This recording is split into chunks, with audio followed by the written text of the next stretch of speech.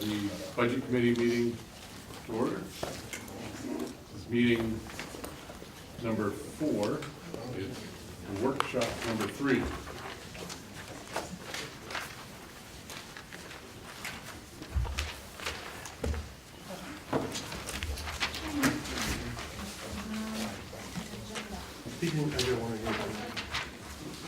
We have one board member, yes, this time, a full-fledged committee. There you go. Is that welcome, Ellen.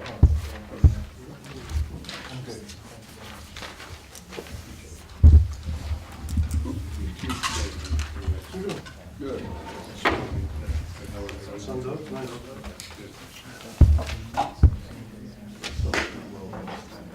Finally. And then a little bit we can't do this all the time. Yeah.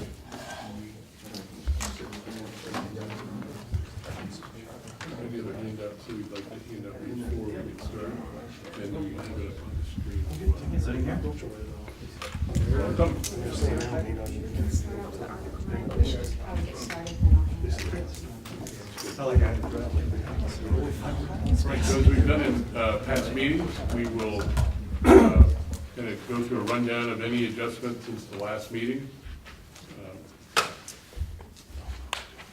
We have a summary sheet for that reading for the variances, the Article 1 through 11. Do we want to do that first, or do you want to read that? Were there any other changes that occurred since the last review of the previous articles? Yes, so let's start with revisions to Article 9 coming out of last week's meeting. So we have an updated subtopic sheet for that. Article 9 was reviewed at the April 24th Budget Committee meeting.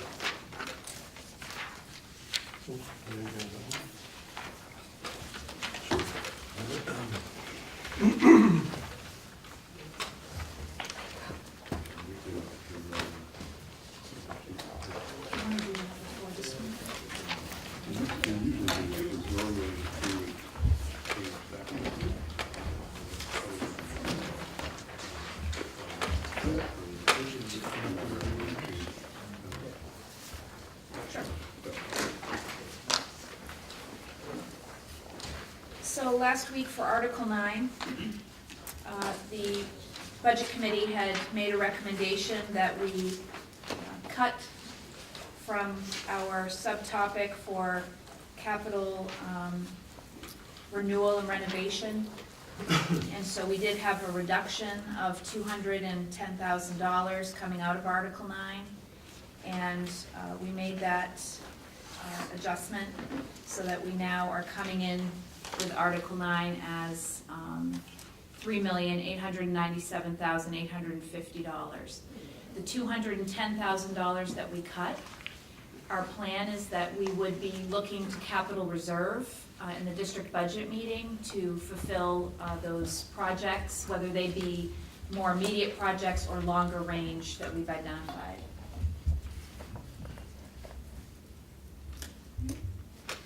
Now we'll move on to an overview of each of the articles and where we currently sit with each of the articles, either with actual amounts that we've workshopped or with placeholder amounts that we will be workshopping either this week or in the upcoming workshops.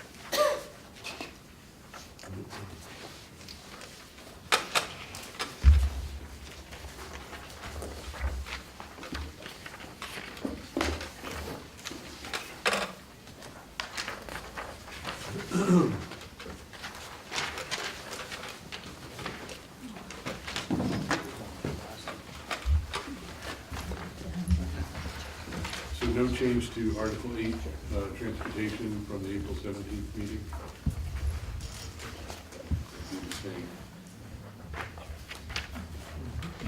Right, we don't have any changes since our last meeting because we made the changes to show at our last meeting. And debt service in Article 11 are also the same, no change, no updates. Correct. But there should have been some changes from the April 17th meeting. That's correct, those are actually. Those are, The- those are. They're in there. The biggest one, well, the April 24th meeting, the biggest change was the 210,000 change, right? The April 17th meeting had a, this is the result of that meeting. Okay. There was a meeting on There, that? there was no I'm April sorry. 17th meeting? 24th. The 24th, sorry. Okay, all right. Yeah, those were all, Oh, and the 10th, we did not meet the 17th, but we met the 10th. That's correct. Yeah. 24th. 24th, Yep. April 1. We get that, we'll just get that. We, yeah, she's here.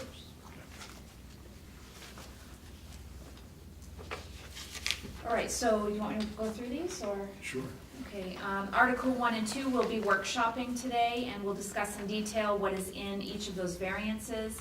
Article 3 shows a variance of a reduction because CTE funding now directly goes to the CTE center. It no longer flows through to sending school districts. Article 4, other instruction, we had workshopped that at a previous workshop. And student and staff support will be coming up, as will Articles 6 and 7, which are both administration articles for system and school administration. The increases in the Articles 6 and 7 are almost primarily due to salary and benefit increases, and we'll be looking at each of those in depth coming up. Transportation article, we workshopped pretty thoroughly, and facilities, we workshopped last week, and we know that that increase is due to us looking ahead to address deferred maintenance and make sure that our budget is reflecting some of those needs, whether they be the most immediate, and then having money in capital reserve for those projects that are further out on a timeline. Article 10, debt service, shows a reduction because we certainly are working to pay off our debt service, and our interest will be less next year. And our Article 11 shows no change because we did have $33,000 for school nutrition this current year, and we are moving forward with the same amount in FY19. And we originally had that one, had a placeholder of 40,000, we actually reduced that back to 33 based on prior year's spending. Any questions on these or the shifts that you see? We'll be talking about the shifts 1 and 2 coming right up. For the school nutrition, we were gonna double check on whether or not there's gonna be any impact with the Food Shaming Act, do we know? If there was any impact, there's gonna be, someone was gonna check with the nutrition head. She's here, Kathy. We had discussed at our, well, two meetings ago, was it? I believe so, I wasn't here last year. Yes. 3 weeks ago. 3 weeks ago, I think okay, the first time meeting. flies.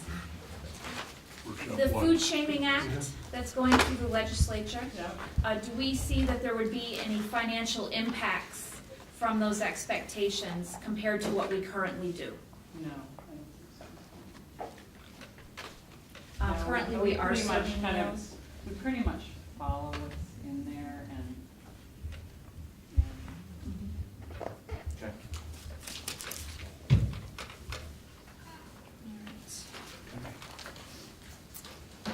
Article, yeah.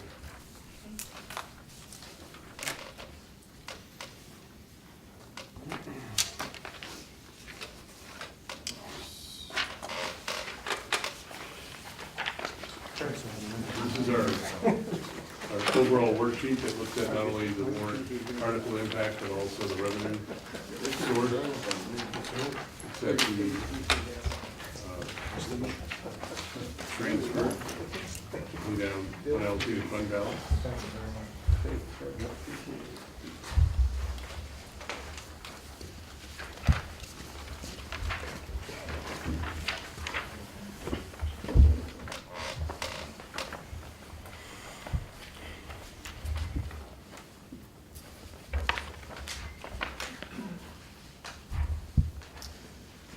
So as you can see, entering this workshop, we are proposing an increase of 3.62% to our gross budget.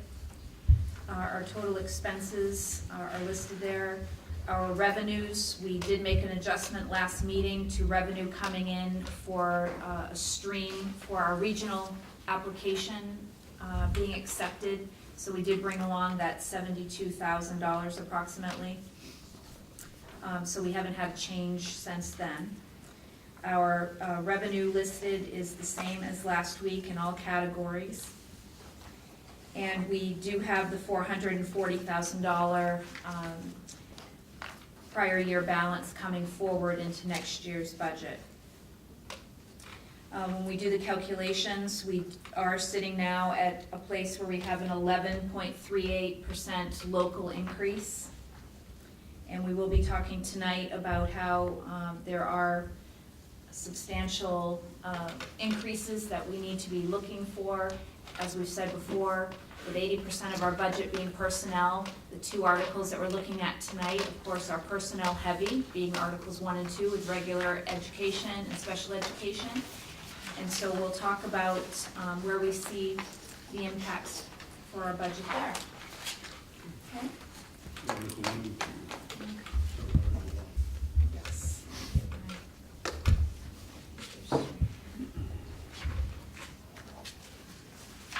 I'm going to pass out two papers simultaneously. One is a breakdown of Article 1, which is regular education by subtopic, and then the second is giving you detail about what the shifts in that article are literally about. So if you can take one of each, that would be great.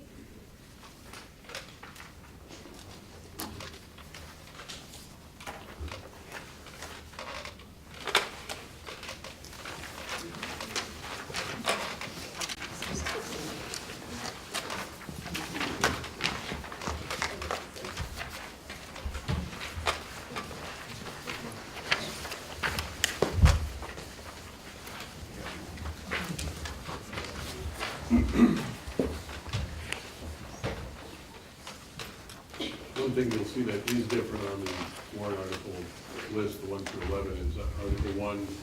Previously, we showed a placeholder of $500,000 for the variance. It now shows it's $424,905. We'll explain how that arrived at that number.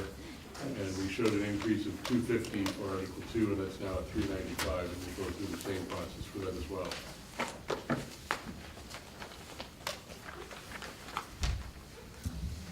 So what I'd like to do is look at the sheet that actually is showing your subtopics, your subtotals. So it says RSU 22, proposed FY19 Article 1, top.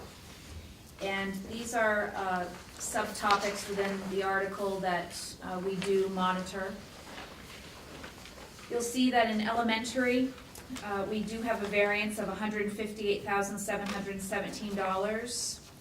That is primarily due to increases in salaries and benefits. And one thing I'd like to speak about as far as benefits tonight, the shift has not been around the cost of health care, because we did prevail with a 0% increase in health care. But we have had a substantial workers' comp increase, and we'll be talking a little more about that. We also have had some shifts in what packages employees have selected for health care. And when you make a shift from being single to going to full family, it's substantial. So that's where those numbers are coming from. We also have reflected a 3% salary increase in this as a placeholder. We are in the midst of negotiations, so we wish to put a figure in there that is representative from history, as we do not in any way want to influence negotiations, instead just use a figure that makes sense from looking back in time. The subtotal for secondary has those same exact parts to it and rationale behind the increase there. The subtotal of VHS stands for Virtual High School. That is online learning here at Hampden Academy and reaching out for students to take courses beyond our campus. And we do have a slight reduction in that cost going into next year. Subtotal for K2 is reflective of the same as elementary and secondary above. It's just that K2 is a category that is tracked from DOE, and so those costs are put there instead of in the elementary or secondary. Pre-K is the same situation, And in pre-K this year, we also have moved to have some contracting with outside providers, and I'll give you detail on that. And that's part of the increase you see. Subtotal for ELL is for English language learning. Alternative education happens primarily here at Hampden Academy. We have an alternative ed program. And then Gifted and Talented is a district-wide program that is supported in Article 1. And we have had a reduction in that cost. Gifted and Talented is reimbursed to the district. It takes about 2 years to get the reimbursement back, but any expense we have there comes back to us eventually. So you'll see that our total article has a variance of $424,905. So let's look at the specifics on the next sheet. Anything you have for questions so far, or? So what grades would you say are elementary grades? So, because we have the K2, so elementary would be 3 through 8. 3 through 8, okay. Okay, on this sheet that we're looking at now, it's got the yellow highlight at the top. I'd like to refer you to the star at the bottom of the page. Because the numbers that you see delineated here do not add up to the total at the top. And the reason for that is simply, this is not an exhaustive list of every single change in Article 1. These are the most substantial shifts in Article 1.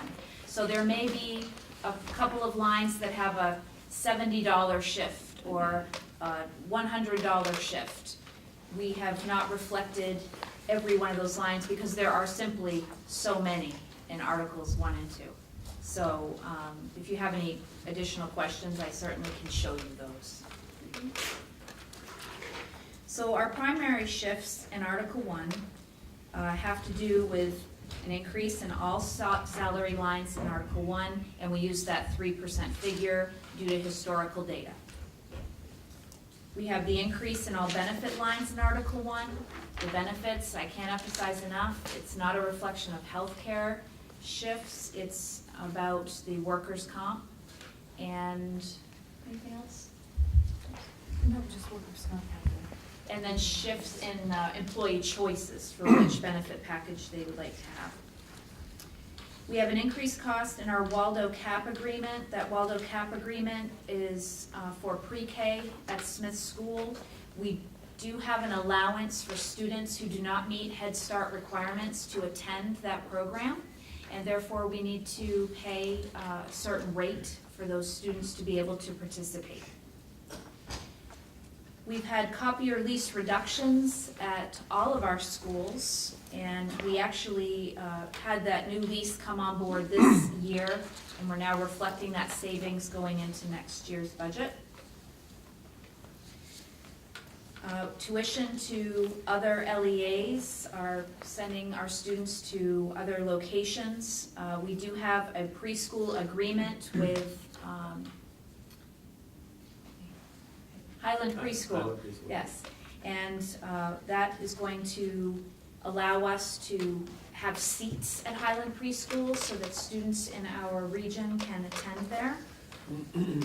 We also have tuition to other LEAs for high school students who are needing to access alternative ed programming, and we have some options regionally that we allow them to access.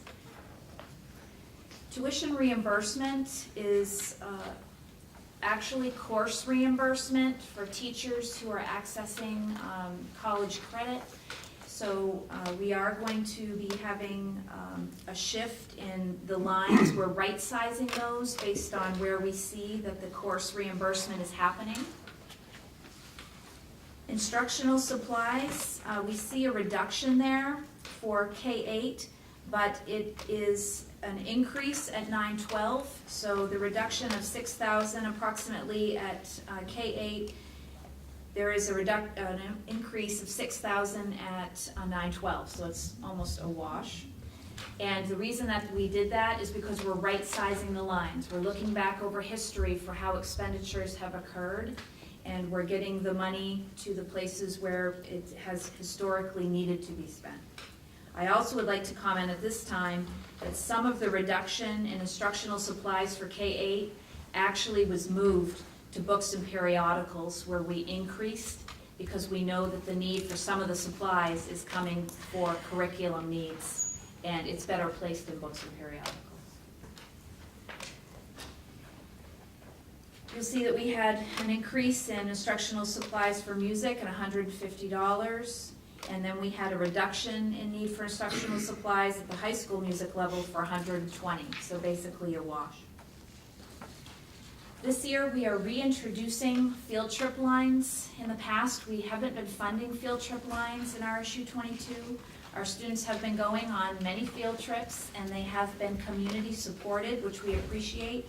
But we would like to recognize the fact that we are asking for substantial support over and over and over, and they're really important educational experiences. Field trips are not the same field trips as yesteryear, so we'd like to represent them in the budget so that we have a base from which we can operate and then ask the community for support as we need to.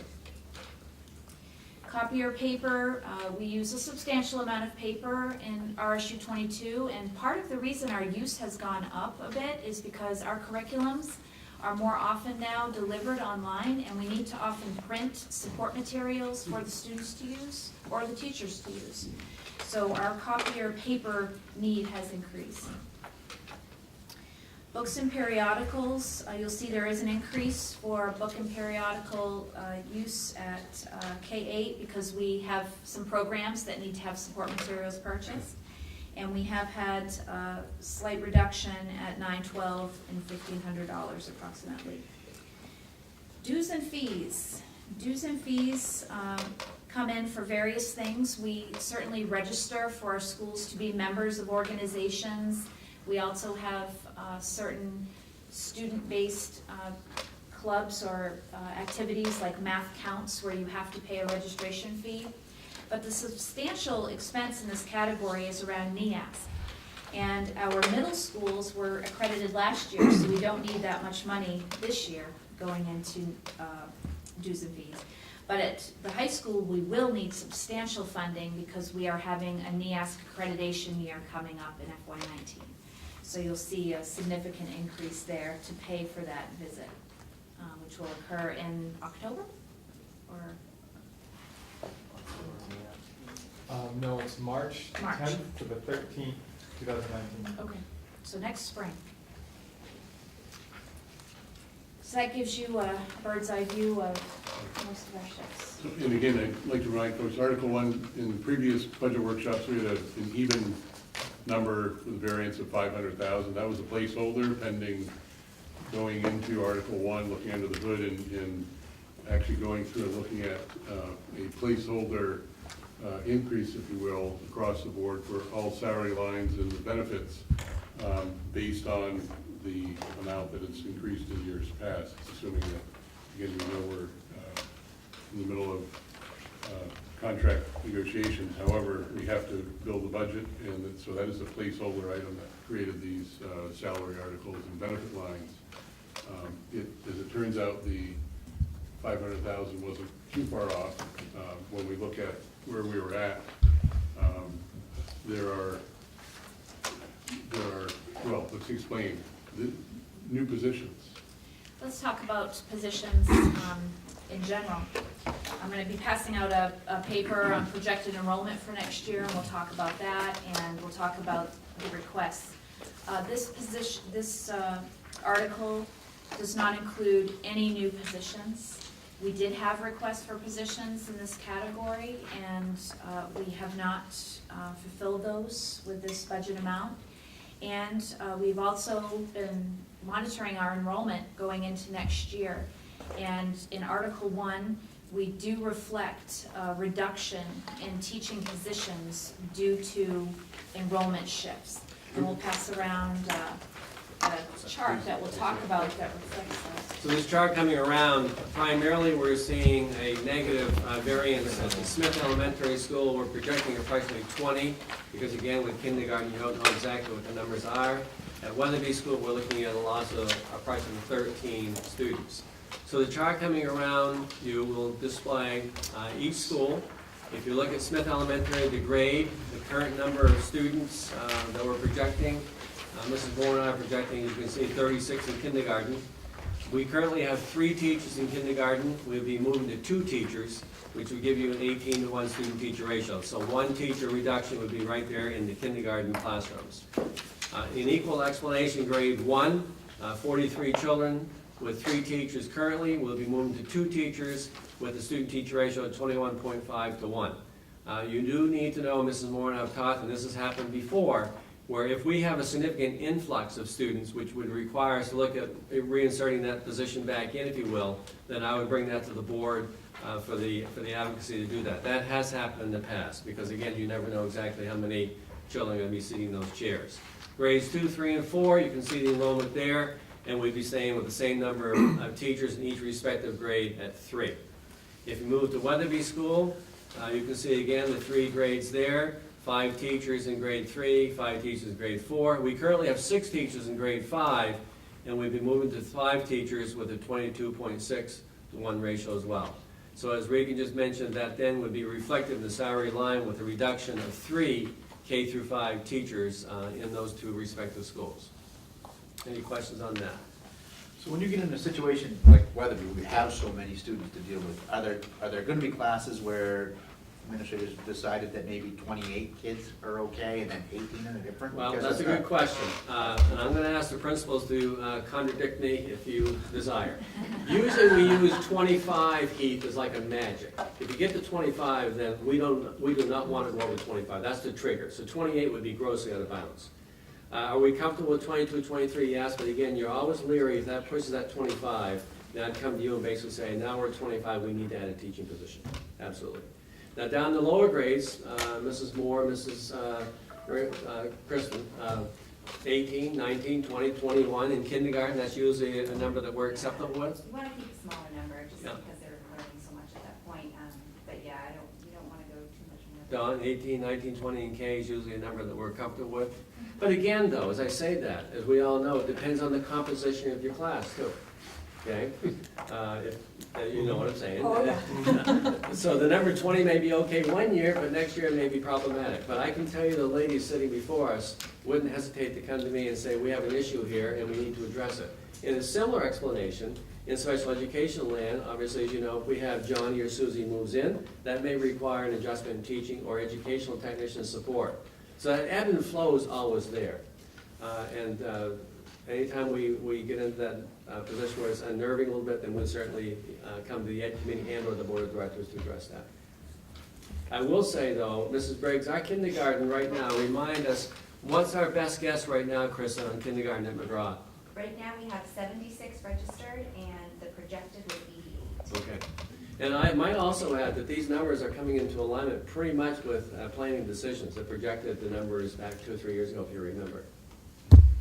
So that's where we are, and again, we'll keep a close eye on all this. How many kindergartens at McGraw? We have 5. We are down to 6. Okay, so 12 could really, that. We're making a shift at McGraw next year, because right now, we have 5 teachers in K, 6 teachers in 1, and 5 teachers in 2.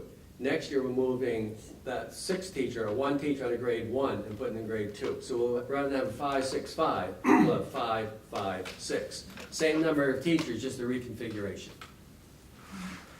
Yes, Mr. Lyons. yes. I did want to say too, our pre-K numbers are coming in really strong, just as an aside. Our pre-K looks great. Yeah, We okay. have 38 registered right now Great. for pre-K. That includes Newburgh. And Mrs. Moore, I don't know if there's more to add to that, but that. We're still looking though, so if you Yeah. have any Yeah. we're ready. Okay, But it's better than it was the year, this previous year. good, okay, So, thank you. yeah. Jake, did you have a question? Yeah. A couple of points on this one. I was wondering what the McGraw numbers were for comparison's sake on the ratios, and it looks like what she just said was 76 registered for 5 teachers, which Right. is a 15 to 1 Right. ratio, which seems much more manageable based on what she just said. Now, my question, and this is especially hits home because I have a kindergartner to be Yes. next year Yes? at Smith, knowing the population characteristics of the students that go to Smith, wouldn't it benefit us to have lower going in with lower ratios than on the upper limit to start with? The answer to your question is yes. However, if you look at kindergarten at Smith right now with 36 students, with 3 teachers, we give us 12 to 1. Okay, so then I have to shift, if you allow me to explain it this way, you look through the educational lens, then you look through the fiscal lens and the intersection of the two. Okay, and that's sometimes the trick. So there may be times where 15 to 1 is acceptable given the demographics of the children in the classroom. There may be other times where 18 or 19 is acceptable. So the best way I can respond to you, I can assure you, Mrs. Moore will make sure that I'm aware if we need to make that adjustment, then I would make that adjustment. And then I come back to the flavor of, I use the word contingency here. That's where you have to have some flexibility in the budget, because of these unknowns, I can't come to the board and say, okay, I'm advocating to hire a teacher. A teacher compensation package is roughly $70,000. We need to have a little bit of fluidity there in order to answer your question affirmatively and say we need to make an adjustment. So it's a constant analysis, and I can tell you, having been in the profession a long time, there's a lot of ebbs and flows in the summertime. Sometimes up, sometimes down. And so, at this stage in the budget process, that's why I'm suggesting that we advocate to keep those positions in at this point, because we're close to that line. And then, you know, we have another month. You might have more information about the students that sign up or not. I prefer, and this is, I prefer to have that flexibility up front, to have the lower numbers, and okay, we go through a year where they're at 12 to 1 and our kindergarten teachers love it, as opposed to they're at 18, 19 to 1, and Mrs. Moore has to fight tooth and nail after the fact to get those positions. I hear you, but as your superintendent, and certainly the board can direct me however they want, but that's when you have to look at the financial lens. If we're looking at a budget right now of a local increase of 11.3, as your superintendent, I have to weigh that very carefully. And I have to I can look at the fact that we can substantiate that, we can justify that, we can support that, and then how does that feed into the budget status as we build the budget in the perfect world that we live in, or imperfect world, right? But it's the board's job to set the budget. That's correct. Based That's on- correct. That's correct. So what I'm sharing tonight with the board is based on what Mrs. Nichols said. This Article 1 is reflective of 3 K-5 eliminations. If the board, based on what we're discussing right now, is uncomfortable with that, then they obviously can direct me to move in that direction.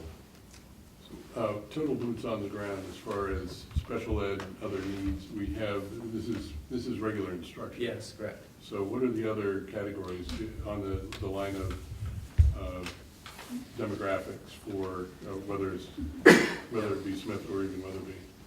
As far as enrollment, you mean? No, No. for teaching staff, not only regular instruction, but also Okay. supplemental, special, et cetera.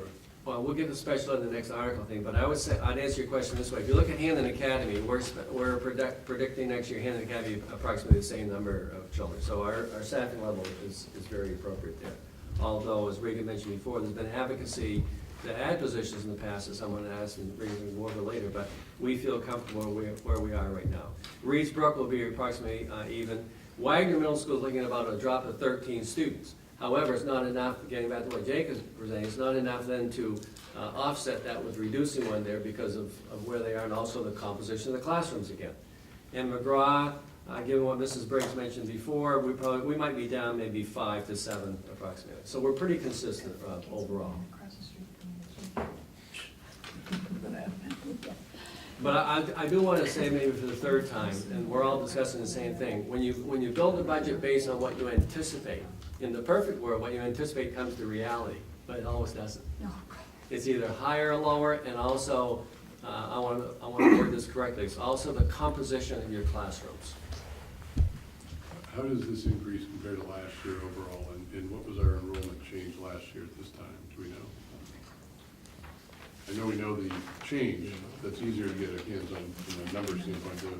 If this line item is a 3.6% increase overall, what were we at last year in Article 1? Do you remember? There's that handy. I do.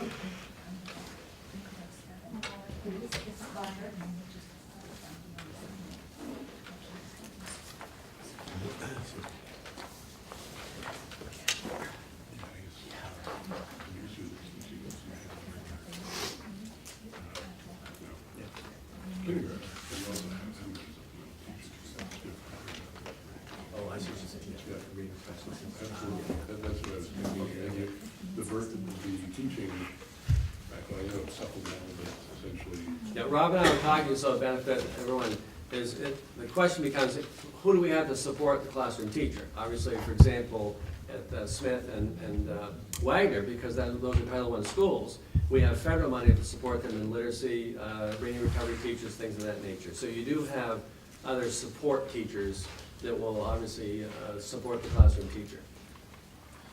Now, Hampden, not being a Title I community, doesn't have the luxury and the flexibility that our two schools went for do because of the Title I and Title II monies that Mrs. Giard oversees in our curriculum person.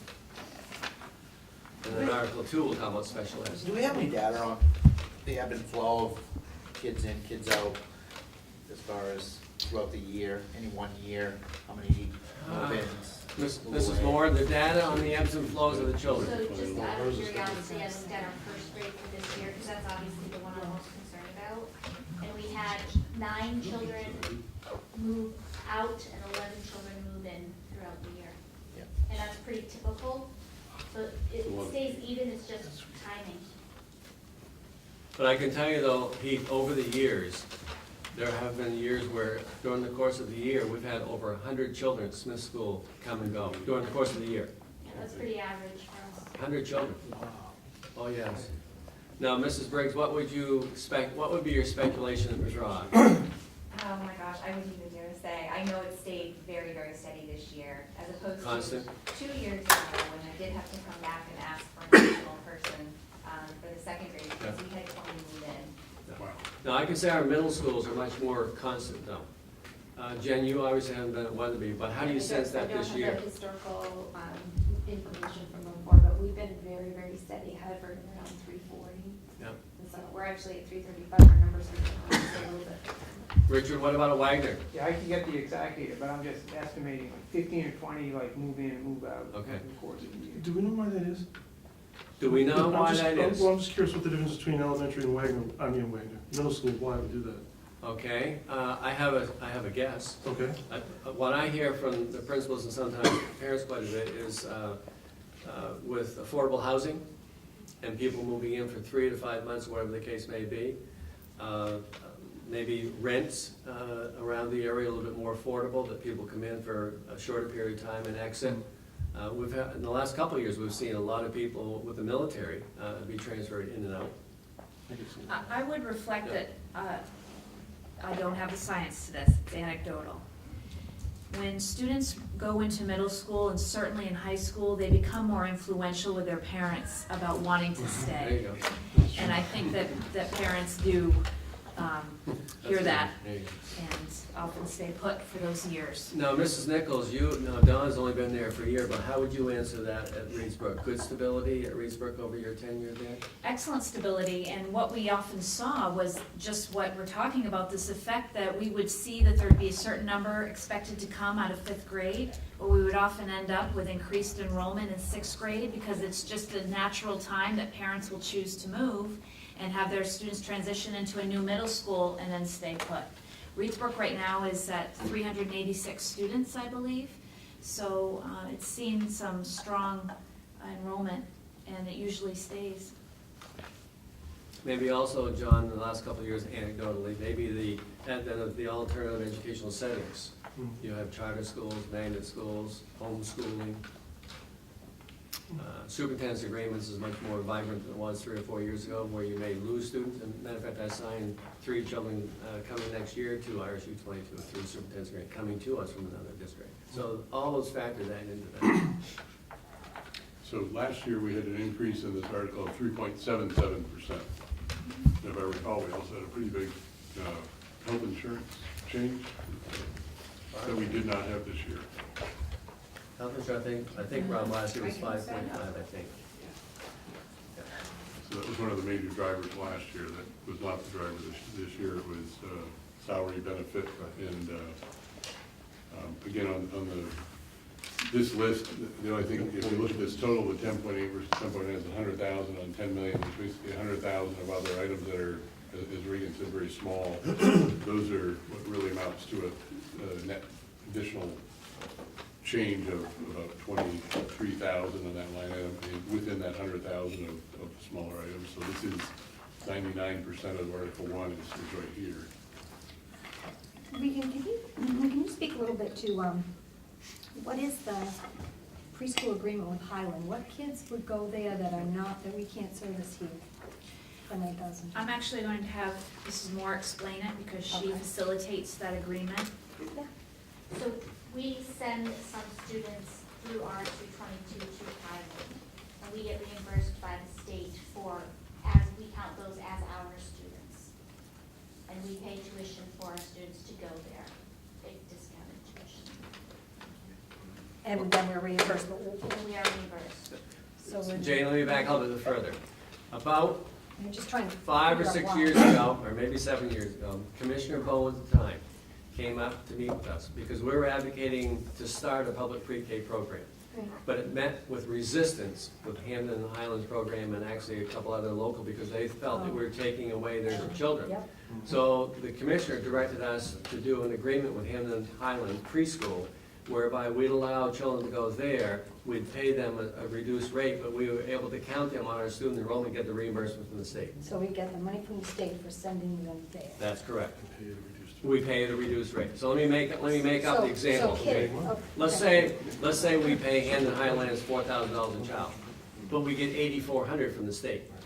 And that was basically a directive from Commissioner Cohen, in order for us to make moves to integrate the public pre-K, we had to have that partnership, and that's how that came about. Okay, and so like how many kids go Oh. there?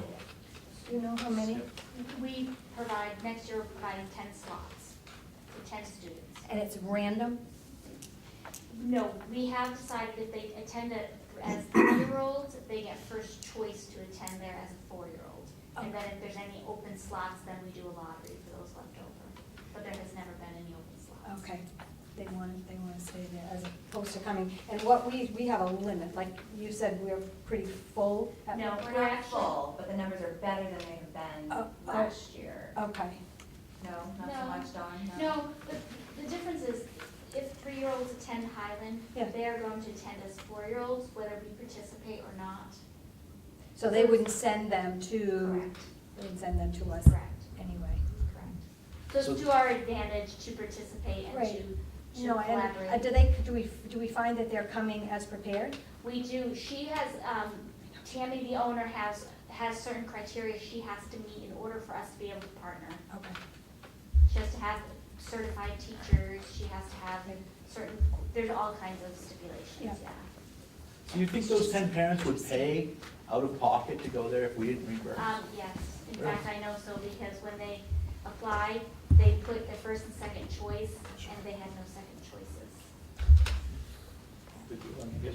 Yeah, it works out well. And we actually have some who, there are more than 10 attending her program Right. that belong to RSU 22, so there are some that are choosing Are to still pay to home. attend, yeah. Interesting. Any from Winterport? Because Winterport's all We have day. had some from Winterport in the past. Because Winterport's all day, correct? Correct. And Highland's half day, correct? 3 days a week, full day, 3 days a week. Okay. And Newburgh's all day, John, right? Newburgh's And all Newburgh's all day, John, also. Jane 4 also. days a week. Okay. Interesting. Wow. Yeah. Well, it works out good, it works out well for everybody, I guess. It does. I mean, she can keep her business I and, mean, our public pre-K numbers are approximately what right now, Don? wow. Upper si- 86. Okay, 86. Approximately. So compare that to 7 or 8 years ago when the educational benefit for children wasn't there. So now we're meeting the educational benefits. And if Oh, yeah. you look through the financial lens, that's a revenue enhancer, 86 times $8,200 a child. It's been a win-win all the way around. Right. Education Right. and finance. Just interesting. Hmm. So what do we expect is going on with the workers' comp costs? Why is there an increase? Good question. I'd say we've had claims, and those claims have not necessarily occurred in the instructional realm. But when you have claims at all in your district, it is applied to all employees in your group. Is there an increase in claims though? I mean, is there a specific type of claim that we're seeing more of? We are seeing increased claim in the maintenance custodial realm. And then we have had a couple of situations where we've had an accident And I wouldn't say that that is something that we could address significantly with training, but the areas that we feel that we could address with training, we have implemented some of that. With the inclement weather this winter also, Joe, we had at least 2 that I can think of where people fell on the ice. We had a very significant vehicle accident about a year and a half ago that was a large claim for us. Now, is there some programs that we can participate in as far as training to reduce our rate? Yes, and we've started that at the beginning of the year. And we also have met with MSMA, who advises us on strategies we can use to just make a safer workplace. So we're attempting to implement those. And the insurance walkthroughs that we had earlier this year were in part because we wanted to address some of the things that we felt we could do better at being proactive to keep the issues down. Can I ask you just a question on the instructional supplies again for pre-K through 8? So last year, did they get an increase of like, was it $10,000 on that line? Trying to figure out some reason. Let me look that up for you. We did bump up. We did, yes. And I actually have some notes written here about that. You went back and looked at 3 years of prior expenditures? Yes. Yes. This just seems. It may not have happened in the last That's few all. years, but in prior years, that budget is carried through. What has happened is the monies that were allocated for that line item, which were not for that line item, were spent in other categories. Yeah. So there was that perception that you were taking money from school supplies and spending it in other categories, when the fact that you're taking unspent money from that category and moving it over. What we're doing now, after 3 years of tracking, is right-sizing it to reflect what is actually spent on school supplies. And further, it was broken out into the different grade level and also the textbook, and making sure those were put in the right place as well. So I can tell you the amounts from last year. We had an increase last year to K2 arena of $3,000. And then again, last year, we had an increase to the elementary, which is 3.8, of $6,999.98. So basically a $10,000 influx into those lines. I would like to speak to this a bit because I know the last couple of years we have had some discussions about there being a level of adequacy for supplies and teachers being able to access that. And I think that we have very healthy systems for how teachers can certainly request, and also a healthy system for how administration is working with faculty proactively so that there are many supplies that are just simply provided. You don't even have to ask for them. They're there. And of course, every school is unique, and so it might do things a little differently. But I think we've been quite reflective about how our teachers finding an avenue to be able to get supplies they need. The one thing I would say teachers discuss is reimbursement for things. If they proactively go and buy something without going through the purchase order process, it is a cumbersome process in RSU 22 to get your money back. And that is implemented from our auditing. That's not because we're trying to be difficult. It's that we have to be able to approve a purchase before someone's going out and making it. But as far as there being money in the budget to fulfill what that need is, it is there, and in looking at the expenditures over the years, we have to make a move honestly to right size so that we're putting the money where it's actually being spent in the budget. I might add that Senator Collins, when she was at Mrs. Moore's school today, because the kids were asking her, what does the senator do? And one of the things she responded was the law that she promoted whereby teachers can now deduct the purchase they make privately in the taxes. So she talked about that law would be something that she assisted to help classroom teachers with. Small token, but nevertheless strong in premise. I would like to share one other thing. I've worked with a few teachers who have done a marvelous job at going to outside resources to get funding for certain things. Like there are grant websites that you can put a project out on and you can have folks fulfill it. sometimes teachers are pursuing that because it's an interest or a project outside of our typical curriculum, or maybe it's something that supports the standards we're teaching, but it's not the typical route we would be taking. And we want to promote that teachers are pursuing those things. But it's not always that there's an inadequacy of supply money. It's that it's a teacher who has an interest in going a different and unique direction, wants to try that out. We give a green light to find a way to get the money, and it happens. So sometimes I think there's a misinterpretation that because people are looking in other places, it's that they're not being offered the money. Maybe they wouldn't because it doesn't align with what our declared mission is in our budget and in our curriculum.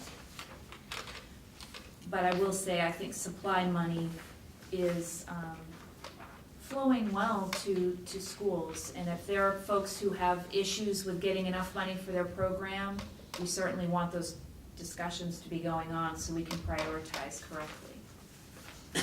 So the top two line items, the total increase in this article is $425,000 roughly. If I take just the top two lines, salary and benefit, those two alone add up to an increase of $400,000. So a bulk of, as Dr. Lyons said, the bulk of this is going to the salary line, but that also is offset by these reductions as well. So I mean, it's not just that $400,000 increase; it's also absorbing a reduction of 3 other positions. What is the approximate value of those 3 positions? And you had to, Approximately $180,000. so in effect, if those positions were still there, we'd be looking at equivalent to $580,000 change in that line And item. about 1.5% locally. Right. And on that line, so if you go back to that other sheet, this sheet here, and so we're showing $158,000 increase along that line for 3, 4, 5, 6, but we're only showing 7, 8, right, sorry, 6 for 6 grades. That's right, it's not just 6, right. So you go back to K2, you got 3 grades, we're only showing a $20,000 increase. It's less than 20,000, 19,291. Yeah.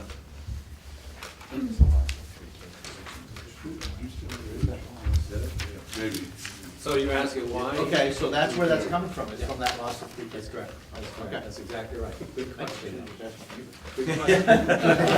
Very good question. Maybe that was it. You may have stolen it. That's all right.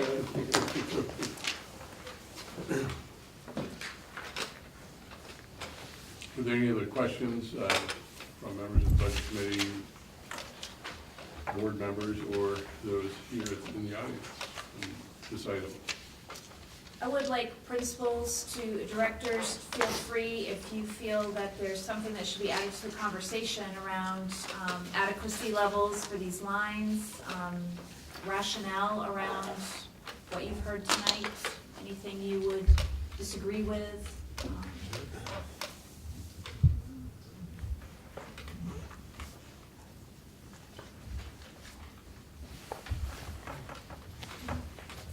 So I have a couple more comments. Okay.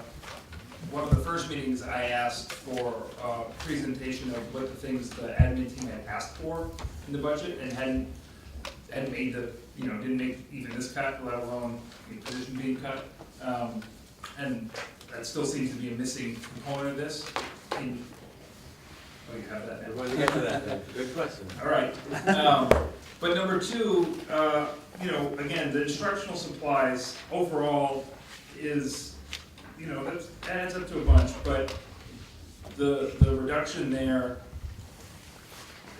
not even to speak of position reductions, the optics of that in the face of the public campaign to finance a new turf field just don't jive for people, and not just me. The fact that there was a huge push to take on a big loan to finance the field, which I understand needs to be replaced. That's not the question. How we pay for it, that's the question. And then at the same time, you have public outcry from the schools for, we need tissues, we need wipes, we need these types of things.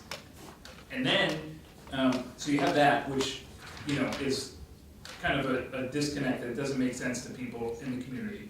And then, basing the school supplies off previous year's expenses, when I know there are teachers that have stopped asking for things because the answer has been no, no, no, can't do it, not in the budget, can't do it, not in the budget. They either do it themselves or they don't, you know, they don't bother.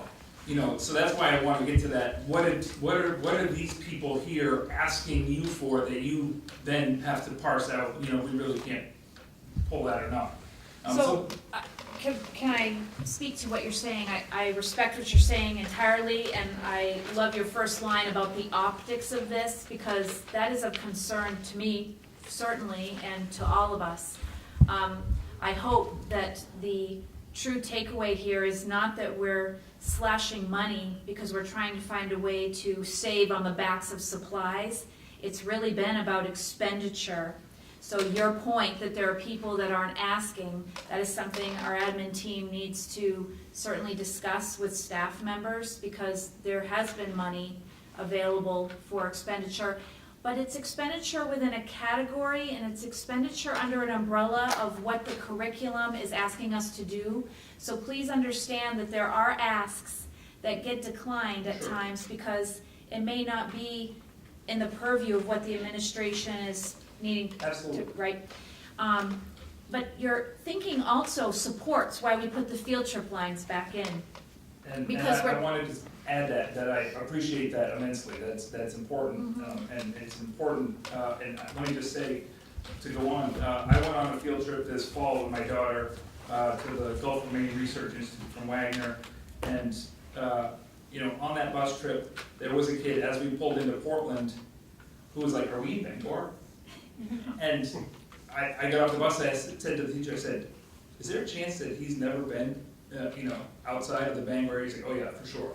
And so the importance of these field trips and using the educational system to help educate in more than just the brick and mortar situation is, I appreciate this immensely, to support those field trips so that we can then have more of those bigger field trips where the parent support, you know, goes there. So I do want to recognize that. I appreciate that a lot. And back to the supply discussion, because you are right, we are putting out supply lists every August for people to go purchase supplies, and we are saying we can afford to cut here based on expenditure, yet we know we're going to ask for some of those things. I think that's something that the budget committee should reflect upon, and also us consider, where is the place to ask? Because another interesting dynamic that we don't talk about is that people like to go school shopping. Now, they may not like to go for the tune of $75 a student. I mean, it can be excessive in this day and age, but where is that sweet spot, really? So you bring up great points around that. As far as the asks, I'm going to share those with you today. I do have documentation from 3 years of asks, so we can look at those. But I did make one error this afternoon in that I'm going to have to read to you what this year's asks are, because that is not photocopied. So I apologize for that, and I will bring it next week. But we do have a lot of data on it, so it's going to be pulled together in a better fashion. I've had a chance to look this over, and we're going to be putting together a spreadsheet so you can have a 3-year look across. So what it's worth tonight is just to get the history, so you know. All right. Okay, so let's start with that. I'm going to just get these papers passed out, and then we'll get down to business. Any other questions while we're doing this? Put that in our reports yet from the ask on the middle schools? Yes, They've just come in. it should be in your mailing. They're pretty expensive PDF, All right, let's expensive PDF. And the reason I ask is just when we look at budgeting for the return on investment, not that I'm suggesting you cut HAs for next year, but it's an expense. It is expensive. We've discussed that for the next as well. You're right.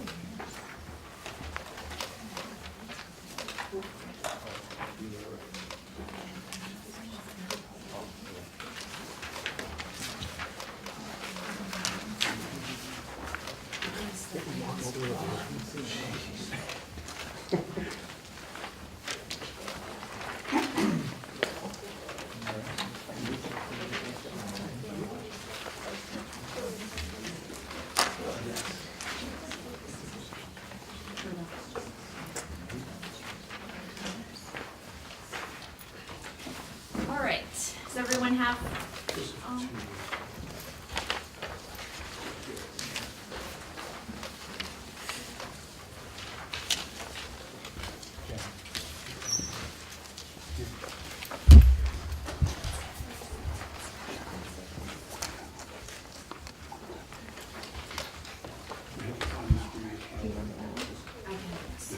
but first I need to just read this year's. Sure. Okay.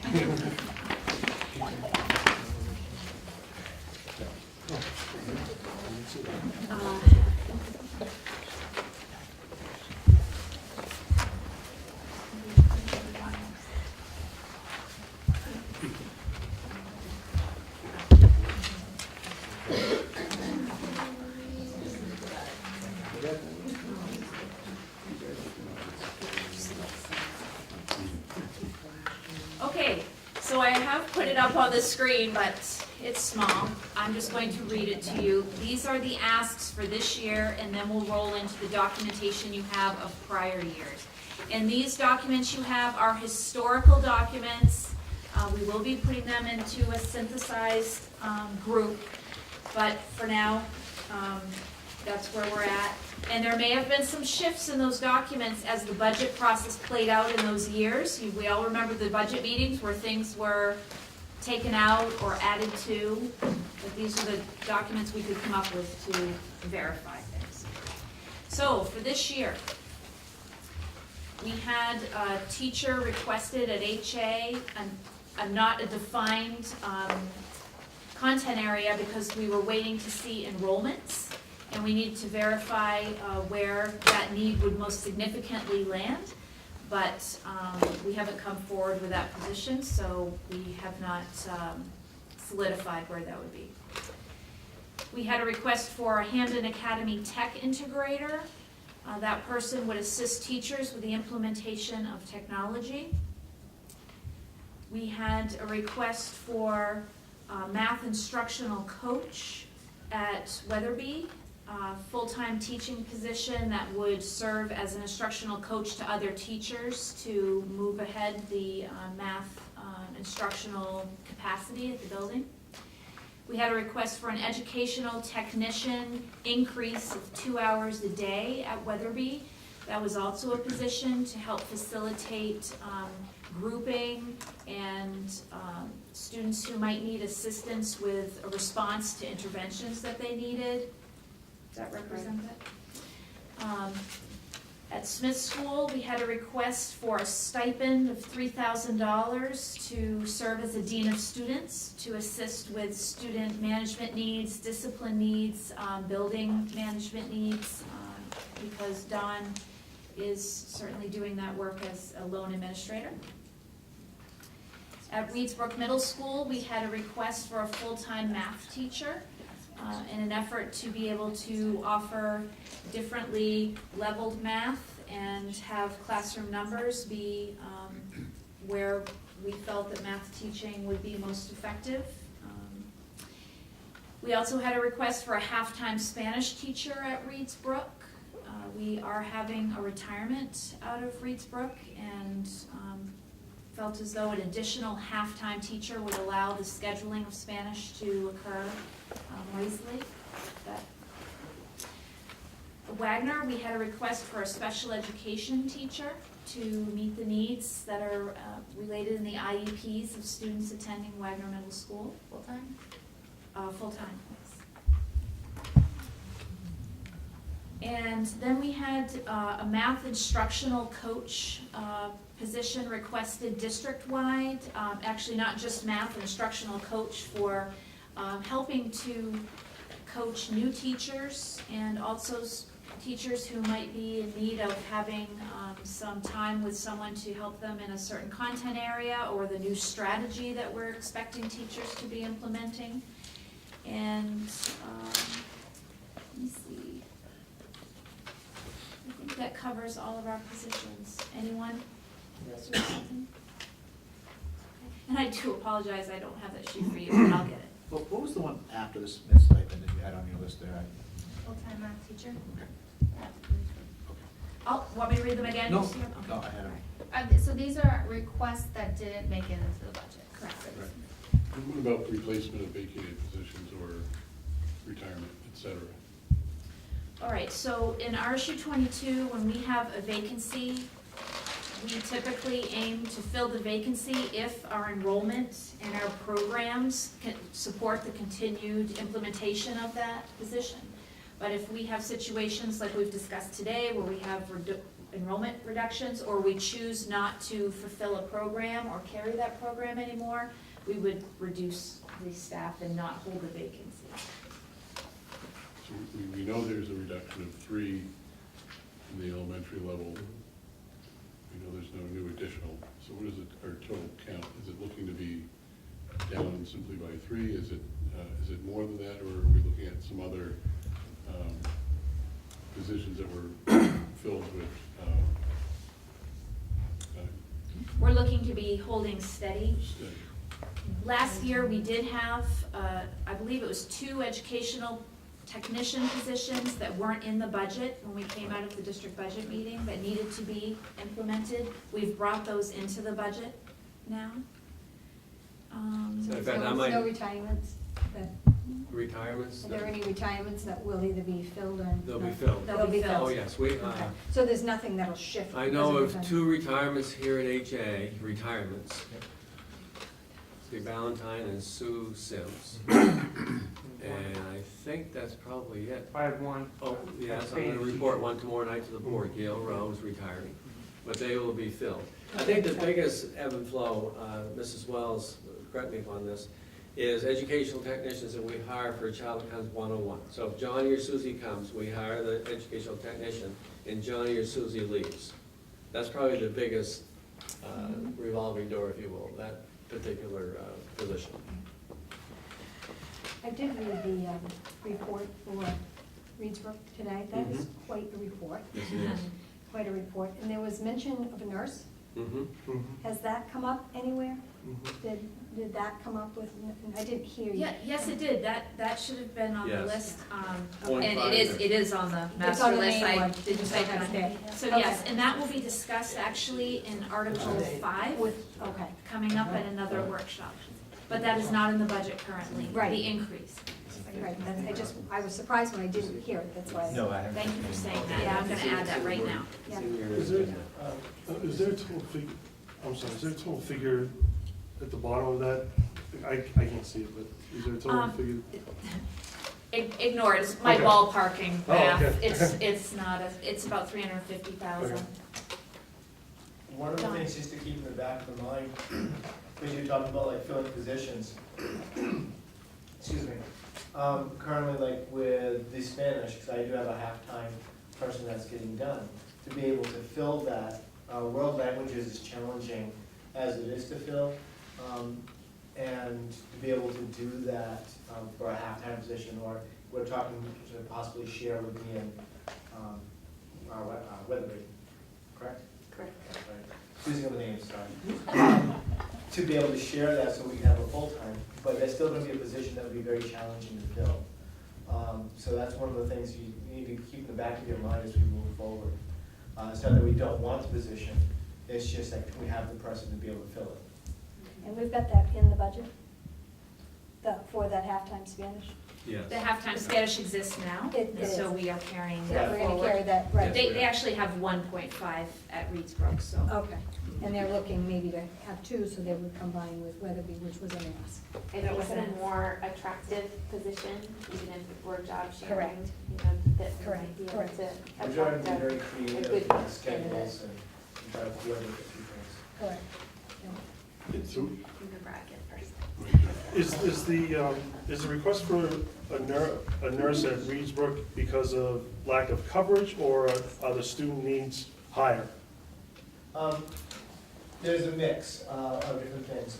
We do have privatized nurses for our more severe students that are there as well. We do have some issues at Reedsbrook that we're juggling, trying to get the coverage that we need. But there's nothing that's been right now that requires immediate attention.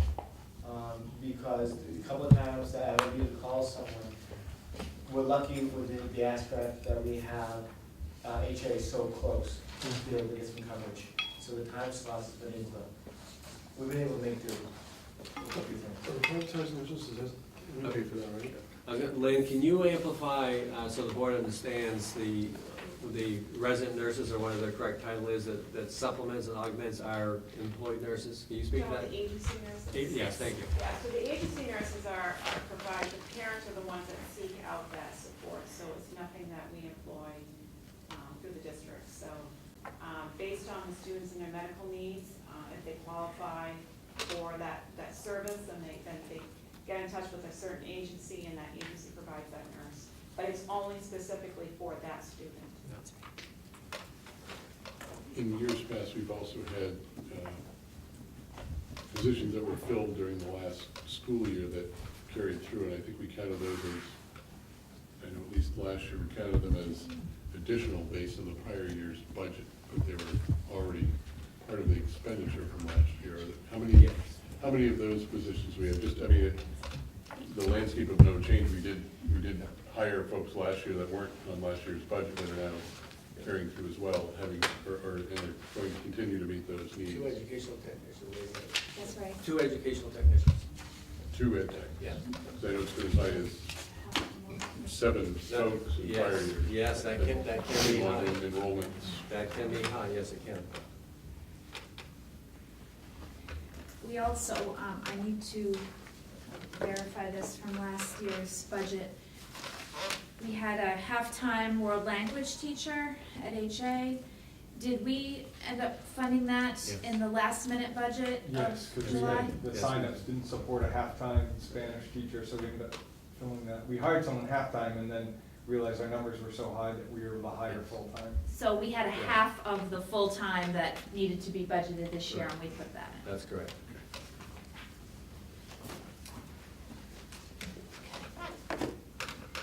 All right. How long's so- it been since we've had world language back in the middle schools? Mary had to leave another minute. How long, when did we reinsert the world languages in the middle school? This is the third year implementation. 3rd year? So, do you think we could see some data on what that's done to the high school as far as, we should be able to The look back? records? Yeah. That's a good point. Yeah. So, Bill, basically what they're asking is, can we look at the data of world languages enrollment, let's say 3 years ago, 4 years ago, or 5 years ago, and see what that now is trending, given that one may presume, if you start world language middle school, to have a positive uplift moving into the high school? I would say with a very short amount of experience that I have, that we have a number of students who are coming out of middle school this year that are jumping right into Spanish too. Okay, And so it's a great challenge to have. okay. Can you give us some data on that to show us the demographics, Bill, over the last 5 years? That would be interesting. I'd also like to comment, having been at Reedsbrook, that students coming out of Reedsbrook, even though they may have had a real facility with Spanish, it gave them tremendous confidence to try another language. And they wouldn't necessarily always choose to stay with Spanish, but would go into another language and probably either A, feel successful, or be successful. And do we have any kids that are coming out and signing up for dual language early? So one of the things that we have is, so when students sign up for a language, they sign up for their first and their second choice. So that doesn't always tell us what they Right. want, what they necessarily don't want, but we are seeing certainly an increase in our tuition students of wanting Latin, increase in French right now. So it is an interesting challenge that way. Yeah. I couldn't tell you exactly which one is high. As a former student of Madame Halsey, how is French alive and well in HA today? I would say absolutely, and we have a French club that's alive and kicking and doing things too, so, and Logan Houston has been our long-term, well, our replacement this year, and she has been phenomenal. And following up on that point, just to remind board members, we have a teacher this year who's on sabbatical, we Yep. approved. She'll be coming back in the fall. And they've been in contact all year, which has been That's right. a huge benefit. Is there a social worker at Reedsbrook? Is there a social worker at Reedsbrook? No, I don't believe so. Is We it? have a social worker that's one social worker for K-8 in the district. There we go, yeah. So she only works with identified students, and she's only working in groups. And what's the FTE status of that position? If that's a full-time position? K-8. Yes, and we have one here at the high school. Now, is that one, Mr. Raymond, that supplements the Acadia program we have as well, right? That's different. That's different? Yeah. Okay. We have a full-time social worker, and then we have a counselor from Acadia Hospital. And that counselor comes how often? Every day. Every day. And then we also have another Acadia counselor that comes with us and does more case management stuff. Yes, yeah. And she comes every Friday now. She started off half days, and she said, if you have students that we can serve, then I'll be here as much as possible. And she's with us all day on Friday. Is that just with the Hampden Academy? I believe so. I'm not Is sure. there, I mean, I'm assuming there's quite a need at our other locations. Is that something that we could look at expanding? and One of them spreading? works at We have- Smith School, at least, I yeah, know. We have case management through Acadia at our school, and we also have Pathways School Counseling, Pathways Counseling at our school. But Wagner does not, right? Yes, we also have the case manager through Acadia and the Pathway Service, 1 day a week, and then the social worker that Mrs. Wells referenced comes to our school as well. Does it feel adequate?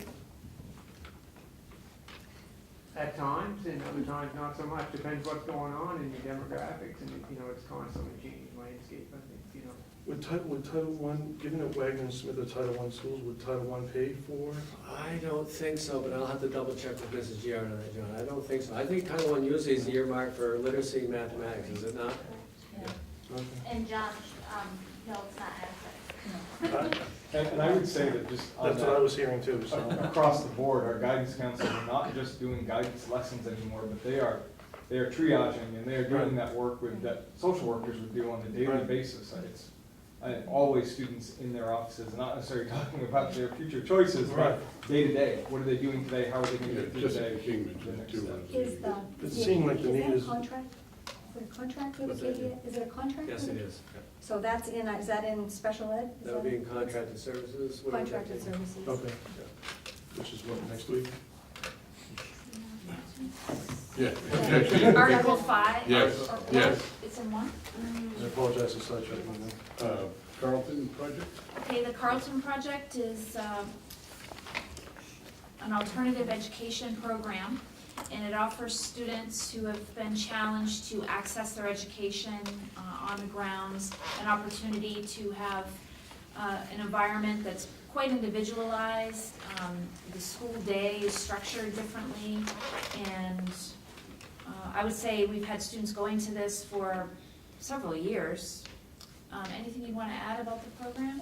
I would just say that it is a very different structure in the sense that all our alternative ed program, our students still abide by school rules and have to do a bunch of things that meet exactly what we want. Carlton Project, where it's off-site, is very different. Students could potentially be experiencing many other challenges that they maybe can't get rid of, that they can still allow them to attend Carlton. If that makes sense. Let me insert one that I haven't heard tonight. Unfortunately, in my opinion, I haven't heard for a couple of years, is the Good Samaritan program in Bangor. If we have a girl at the high school, and Mr. Raymond can probably give me 2, 3, 4 years ago, we've had 2, 3 girls that we pay tuition to go to the Good Samaritan program. And the board policy, we changed it, we pay up to 5 months. Because 8 or 9 years ago, we used to allow a girl to stay there the entire year. And the last time I knew, it was like $500 or $600 a month for tuition. So the Good Samaritan program is another alternative educational setting that we do support our children, our students in. So the Carlton Project, what brought that up? Because I don't have it in front of me. Is that in the budget or? Yes, it's an increase of tuition to other LEAs 14,000. for 9 through 12. So is that something that we are required to pay for? No, we don't have to be a participant in that, no, we don't. I think it came about because we, as Mr. Tracy just alluded to, we had some kids that could be potential dropouts, and they found this as an opportunity to stay engaged. It's a project that actually originated itself in Aroostook County a number of years ago, up in the Holton area, and then came into Bangor maybe 2 or 3 years ago, so it's new for us. Because otherwise, in my opinion, if we wouldn't have those students attend there, they probably would have dropped out. They couldn't get in the alternative ed program, they, for whatever reason, so this was an alternative setting that was beneficial. Yeah, when you look at our alt ed program, we can fill about 16 spots for that each year. And one of the big things with that is there's usually students who come in sophomore, junior, senior year that are identified who have gotten behind in their credits, behind in their standards, and so they opt into that. But attendance is huge. If they're an alt ed, attendance is just a big part of it. Whereas if they're a Carlton project, it's still a big part of it, but there's a lot more fluidity there, and their day can be structured so much more. It could be morning that they're there, could be afternoon, could be evening. It's just so many different things that you can do. Whereas alt ed, it's within that school parameter day. I like this conversation because what it really shows is how public education has changed drastically in 3, 5, 8, and 10 years. These programs we just talked about in the last 5 or 10 minutes didn't exist 10 years ago. And I think the behavioral health, you've heard me say that before, the behavioral health is a major component in educating children today, but more so than it was 15 or 20 years ago. Those are my opinions. I would say to your question that there is a tipping point, and Bill and I have discussed this a bit, that when you get to the point where you have such participation of a student going out to get a certain type of education that you start to be the provider, and can that be a means of you generating revenue for your own district and providing great programming for kids in the way they need it. So I think we are approaching a threshold here with this specific program where we want to start to talk about that. Right, because when we're talking about individualized education, right, and it's a slow process to get us there, because we're so traditional, but to think innovatively is important. We are traditional. How do we compare though to other schools when it comes to all these specialized? I I don't think we are. I think we're exceptional. But we're certainly not where we could be. No, correct. So to pretend that we're not within an institution of that. So let me whet your appetite. Public school standpoint though, I think. I appreciate your positivity. I'm a glass half empty kind of girl. But let me whet your appetite because if the McGraw-Weatherby project works out, I'm planting a seed tonight. Ready? If the McGraw-Weatherby project plays itself out, we may want to ask the question of ourselves: how does that interface now with that forward movement about regional collaboration and so on? So it's not a McGraw-Weatherby typical school. How can that take a look in the 2030 year when it may be built, whatever? How does that look like to deliver services for our children? It's different. Not like it was 5 years ago, but how it looks like in the next 20 to 30 years. That may not be a traditional brick and mortar school, my point. Yeah, we're seeing that in our ed study in the Portland schools and the coastal schools that are different. The built environment is different than it was 6 years ago. Oh, yeah, absolutely. Just an example on that, if you talk to the people here, lockers in the high school here. Yeah. Pretty much useless. They don't use them. That's right, good point. Let's get in trouble. There you go. Right. So mindful of the time is fine. 20, we have to do Article 2. I just have one little thing. Yep. Speaking of what Jake said, people in Hampden, Winterport, Newburgh, spend a lot of money on taxes. And when we have to ask for tissues, I think there's an issue. So is there a way that that cannot ever happen again, and that they can go to a fund to ask for the money if they're looking, rather than asking a parent to send in tissues for the classroom? So Or is there a place? We do buy tissues. Right. But the truth is, we don't always buy, and it comes down to the littlest details. The devil is in the details. Okay. We don't buy the nicest tissues, right? No, school So tissues. there are classrooms that want the special soft tissue, so I Oh, well, think that, no. all Buy those ourselves. We just need to make a thoughtful shift to buying the things that people are literally going to use. There you I go. remember being a teacher, and our principal or the secretary herself would order the grade books every year. We used to use the little boxes, and you couldn't even see the boxes, so none of us used them. They would pile up. So I've always shared, and I know our principals are doing the same thing. Folks, tell us what you literally not only need, what you'll use. And if we need to buy different tissues, let's do it so that we're not asking. Okay, that makes me feel better. Yeah. Yeah, But it Then has they to be have a done that. concerted effort. It's the same thing with dry erase markers. There are brands of dry erase markers that really work, and there are others that you can't Don't use it bother. more than twice. There's Right. teachers very specific what brand they want us to buy. So let's also think about that. We do Yeah. have some people who have very particular choices. We should be listening to that to see if it makes sense for everyone. And then if somebody has a specialty choice, we have to accept that if you're outside the boundaries, you may have to get it yourself. I So totally go along with that. Sure. I think we can get it together and not ask people for Okay. tissues. Yeah, I think that's very fair. There's no version of pencil with I a just- little fuzzy I will imprint say, on it that is we actually a appreciate solution that pencil. feedback, because we've heard that before, and those are discussions that we are having with our staff. It's with the best of intentions. You know, when those things are asked for, it's not like we don't have a Clorox wipe in our building. You know, it's just, you know, I think what had been tips, you know, in the past have become like, you know, an unintended expectation, and so we're all looking at that and re-communicating. I Because think the about optics what of we that need. are not, they're Yeah. not good.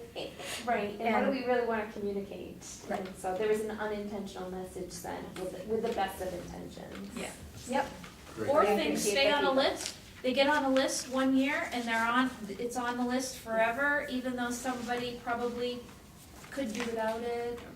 Well, and I also think for some parents, a box of Kleenex is something they can purchase Yes, and donate, They do and like they that. feel very good doing that. So Yes, for that some parents, happens. it's meaningful to Mhm. be able to afford something they can give to the school Yeah. that will help. And I do appreciate that, but it had come up, and I mean, I'd heard it, and then when Jake brought it up, I thought, well, I think it's tissue true, things. and I think it's about how we communicate it to parents, because I certainly enjoy also donating, but, you know, then it comes budget season and people are like, well, our teachers don't have the money to even buy Clorox wipes, I you get know? it. And so I just think it's about how we roll it out Yeah. each year is important. Exactly, because it's too bad not to accept this, if people, you know, Like doing some parents like to do. Yeah. Oh, absolutely. As long as, we need to make it clear that it's not an absolute necessity, that we can't make it without Clorox wipes. So I'm looking at the Would you time and I like to move think, to Article 2? well, I think we need to solidify that, Then we what need- the budget committee's desire is around Article 1, if there are any changes, shifts, additions. There were no changes. I was gonna say that either that or do them both as a slate at the end. You know, Okay. first Article 1 and 2, probably in the sense of time. Why don't we get right through Article 2 and then we'll take the committee's recommendations.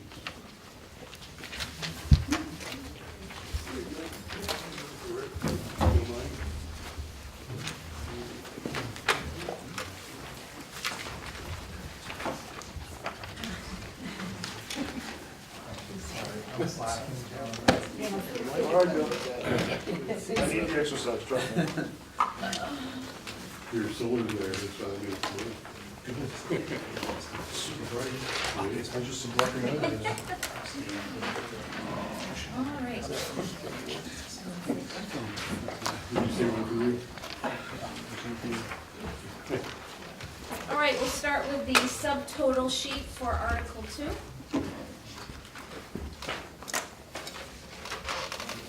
Subtotal resource is the line that reflects the teachers in our special ed programs that teach in resource rooms. That's the majority of our special education teachers. The variance in this subtopic is reflective of salary increases and the benefit adjustments, just as you heard in regular education.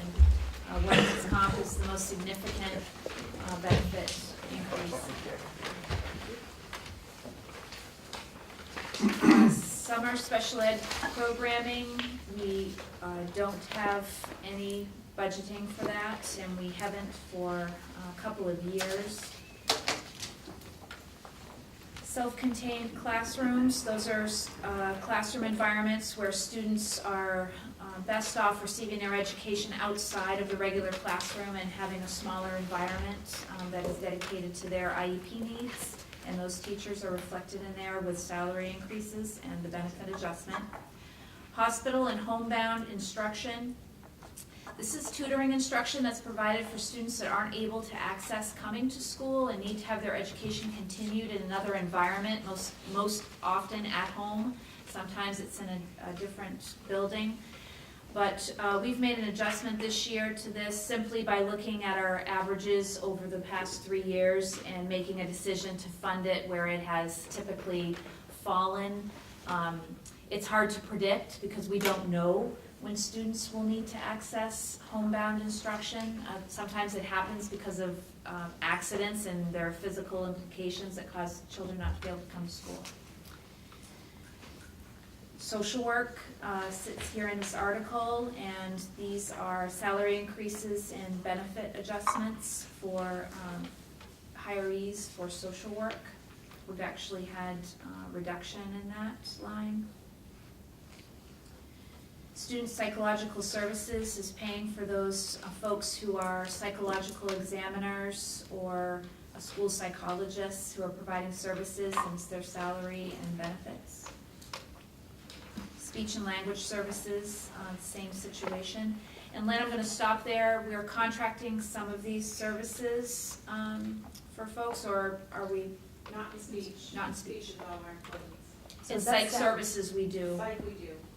Is this, is that salaries for speech? Does that include salary? Yes.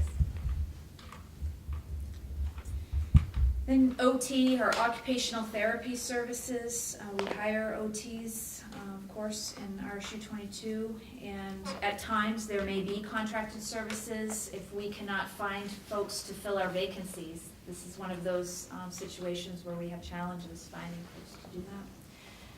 Audiology services, we haven't budgeted this year because this service was provided in the form of a long-term substitute for a teacher of the deaf that needed to be out. So we do not anticipate that we will have that substitute need next year, so we didn't budget for it. PT services is physical therapy, similar to occupational therapy in nature. APE is adapted PE, adapted physical education. Salaries and benefits there for those folks who are providing that. And oftentimes APE is delivered from a certified phys ed teacher who also has an APE certificate as well. And then special education and administration sits in this line, and those are salary increase and benefit adjustments. And then if you look at your sheet with the yellow heading on it, we don't have a lot of detail for you because there haven't been significant shifts in how we're allocating funding, and we're not cutting anything here. It's just simply salary and benefits are going to vary going into next year.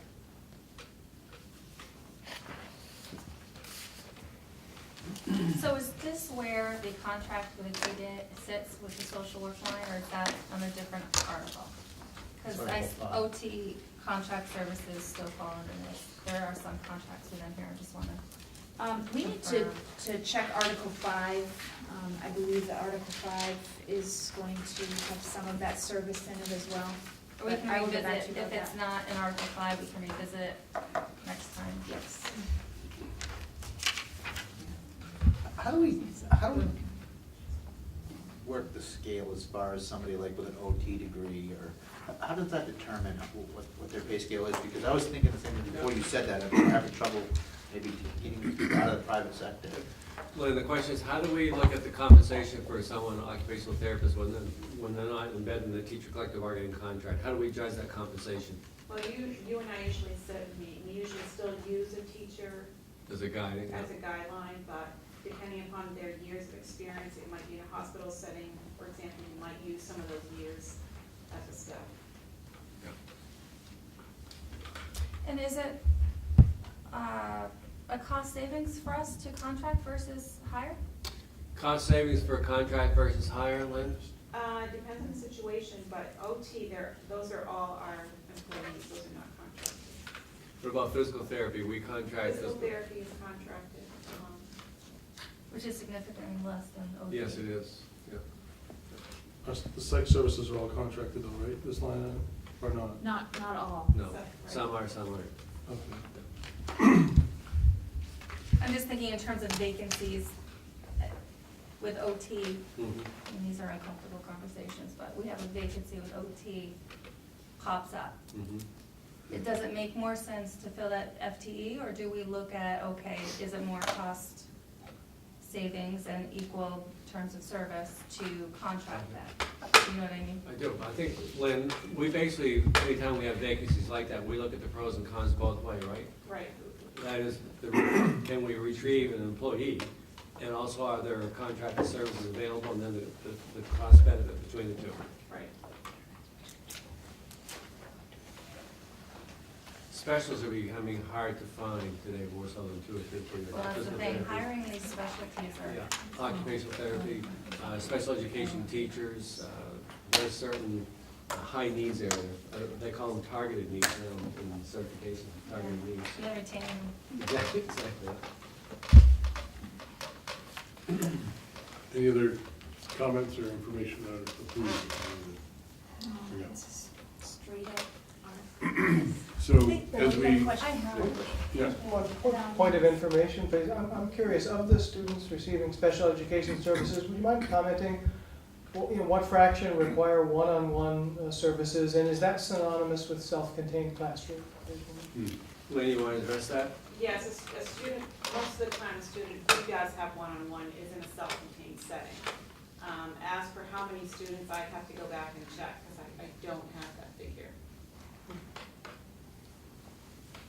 Kim, did you have a question? Yeah, and you might have said this when you were going through this, but the self-contained classroom line, the increase is due to, Primarily, it's the salary increases for those self-contained teachers and the benefit shift with workman's comp. And you including the ed techs in that? Yes, the ed techs would be in that, that are assigned to that room. There are ed techs Right. and, yeah, all the lines that are salary lines. So the increase in this is, the 395 is mostly due to salaries and, Absolutely. 75% of this year's budget, actually more than that, about 85% of it is basically salary and benefit, which is typical of Yes, it the is. last Yes, it is. 3 or 4 years. I mean, it's indicative of that percentage of our budget that is based on the people costs, so it's right in alignment with that. That brings up a good point. If we have, the articles that we have remaining to review are in the order of 10% or less of the remaining budget. And we're currently at 11.3% local share with a gross change of 3.6. It's fairly consistent with prior years. Again, not to harp on our first, second, and third meetings, but the zero that we start with is at 6.5% due to the change in valuations and mill rate and the way the state funding formula works. So just, we were talking a little bit about optics tonight, and rolling up our sleeves in these workshops. If tonight represented about 75% of our total budget increase discussion, and those are legitimate placeholder pieces, I think we need to start looking at the messaging that we're going to get into, because we're not going to be in a situation where, as in years prior, we are anywhere near the 4% local conversation. I mean, to overuse the phrase that horses left the barn is an understatement. I mean, that 6.5% zero start plus these other changes that we've all gone through as necessary have put us in the 10 to 11 range. I think that's the range that we're looking at this year, and it's, so. Is there anything that? Going back to the special ed, do we expect any changes in, the high needs children that might be coming in or going out? That changes year to year. We do have 3 significant students coming in from CDS next year, but I also have some students exiting at the high school level, so right now. I'm glad you asked that question, because that reminds me. Remember, we are awaiting the CDS to be part of the school funding formula, and that's a year down the road, but unless something happens differently, that's gonna be on our doorstep next year. Yeah, there's a current amendment bill waiting. Majority report is to put the money back in and do a study. But we'll find out tomorrow whether or not that gets picked up. And well, I'm glad you brought that up as well, because tomorrow, folks, is a very critical day in Augusta. And the people I talk to don't give me much optimism that the vote on the $1 billion school funding budget is going to occur. So just know that we may be facing a district budget meeting when the state has not endorsed the funding level. I told Rick and Tay, I've had that happen before. The way I work is we stay focused on what we have. We stay focused, and I think Rob brings up a great point. Our messaging in the budget this year has to be impeccable. And we'll wordsmith that between now and then.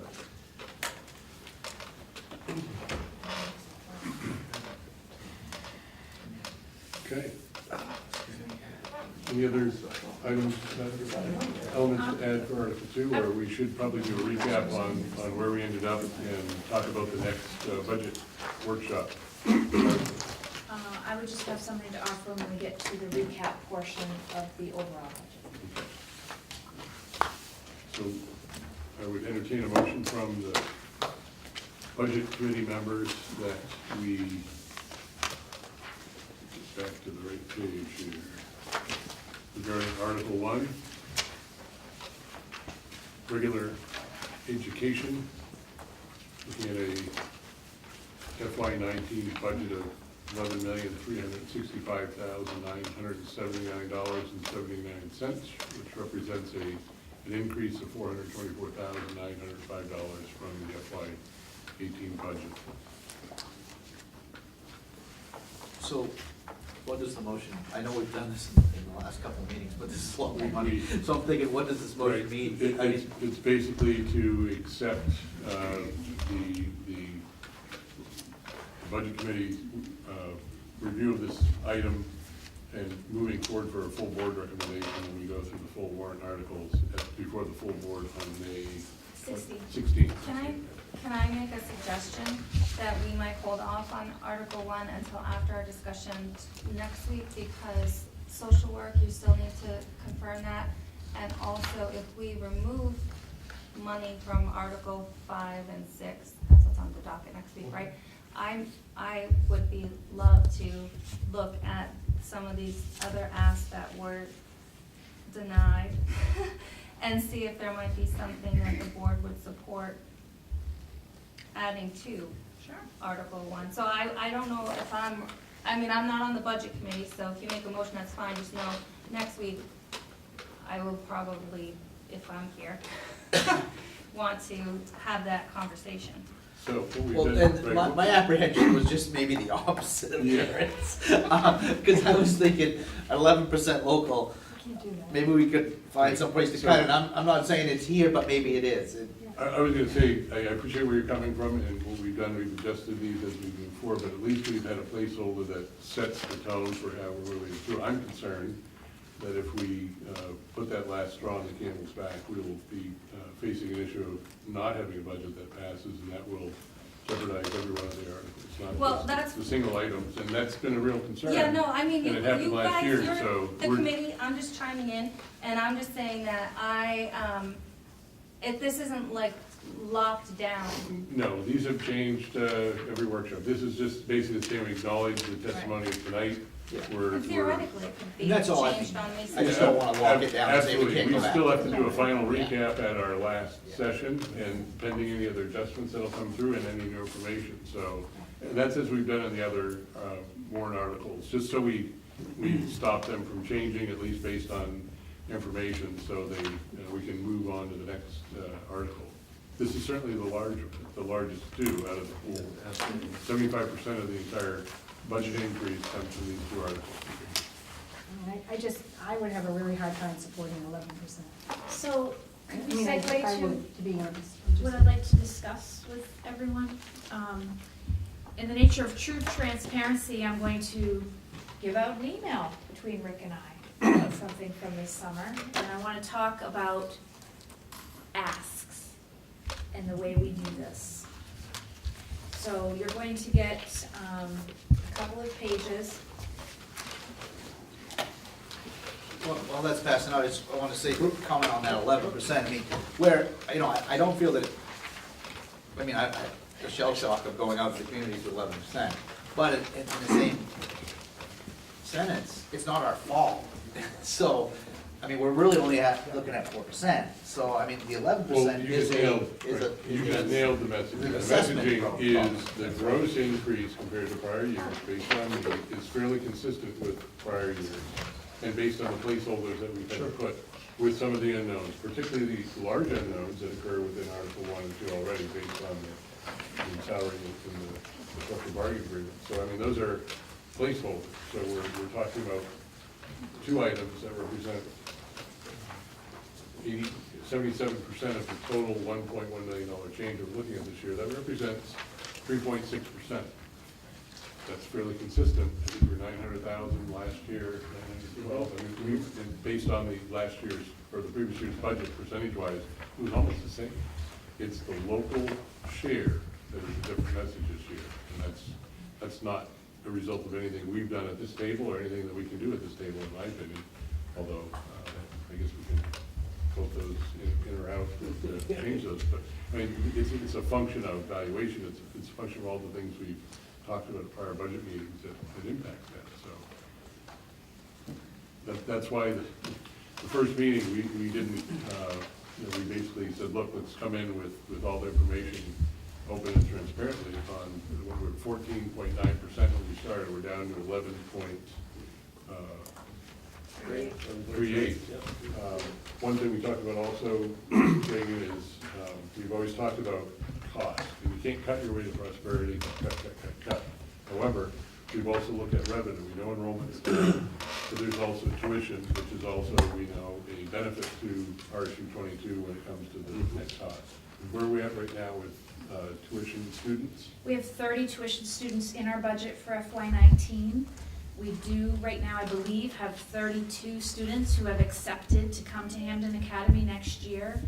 Please remember, these are teenagers, and they do make decisions, and then either change their minds or they decide to accept at a different date. So we'll keep monitoring it. But I think 30 feels quite secure, and if we can increase that number in the budget, because we feel like we're rock solid, we would probably bring that forward.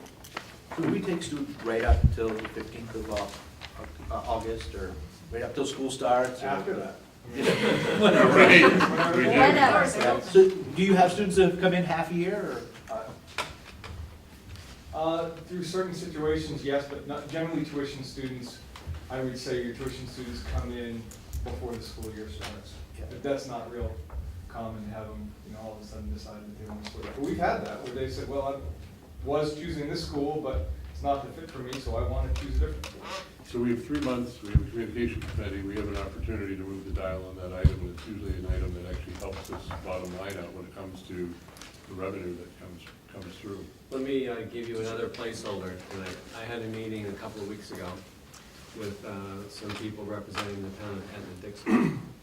They're looking to withdraw from RSU 19, which is this Newport area. And they wanted to meet with me to see if we would be interested in having tuition students and/or an exclusive contract with Hampden-Dixon. So just take that tonight as a first conversation only, because they have to go through a lot of hoops to get to the November to vote to secede, and they have to do a developmental plan. But it may come to fruition in a year or two down the road. So when we're looking at revenue enhancement, the tuition student there, we're about 745, 750 at H8 right now. We built this. 770. We built it for 850. So you have, I've kind of put in your bonnet tonight, the Hampden-Dixmont, the McGraw Elementary project, what that looks like. But these are all things futuristically that we need to figure out. How do we deliver public education in the year 2020, not 1920 or 1950 or whatever the case may be. In approximately how many, sort of an FTE basis, for every 10 students, that go to classrooms that are not exceeding ratios. So we basically already have facilities and teaching capacity here that essentially funds an additional Yes, teaching position. That's correct. For another. Tuition to HA area. right now is about $9,200, approximately, $9,200. For every child that comes, the tuition comes with them, $9,200. So times 30, that's $270,000. So we've got some wonderful messaging material out there in the form of drones and other things that Right. students have put together. I think no one sells a stuff better than Well, other look at that students. beautiful So field we're looking at right now. and It's the full, website. it's absolutely full. All right, Regan, you had a, I guess what I want to take us back to is about 9 months ago, when we were all at the polls making a decision about the budget that we're currently living under now. And when we failed the first budget, we went to a second budget, of course, and asked a new question. And we asked, did you feel in voting today that the budget was too high, acceptable, or too low?